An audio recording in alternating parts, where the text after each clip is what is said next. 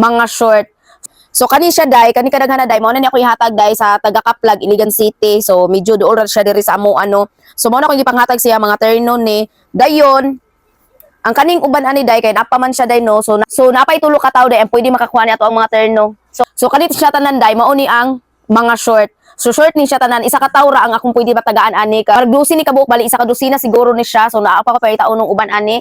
So ang uban day ani nga garter day no day is nga lost thread siya, pero di pud ingon nga lost thread kayo. Man kung kuguhan mo nga motaod og garter ani day no. Magamit pa gyud ni siyang anak day kung kuguhan mo motaod og garter. Kay lagi garter raman gud ang problema ani day no, then okay pa man gud iyang tila day no. Is masuot pa siya sa bata. So mausad ni ang mga pajama nga terno day no day is garter gahapon ang problema sa uban ani day no. So nakapili na kog mga tao ani day no, kay lagi nag-viral man gud atong una day no. So daghan ang gusto makakuha ani, pero dili man tamo kamutanan matagaan ani day no day. So tuwa na lang gyud siyang bahin-bahinon.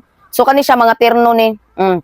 Dayon naapod tay mga karsonis dire o karsonis pud ni siya nga mga maong bitaw, ug naapod siya mga pulo, mga dress, mga pulo-pulo og mga top bitaw nga tinubuan ni tanan sa akong anak ha. Ayaw mo pagdaw nga bag-o ni siya kay tinubuan ni tanan. So kani tanan da is kailangan ma-meet up na nako ni karon si manahon na kay lagi then busy man pud ay kay ko day no, kadaghan pa ko nakabuk. Anyway day, so mao ni ang taga-Kaplag day no day ang nakakuha. So kani tanan ako na ni piluon kay ako ni hatag atong taga-Kaplag ug mao day to. Bye mo ay.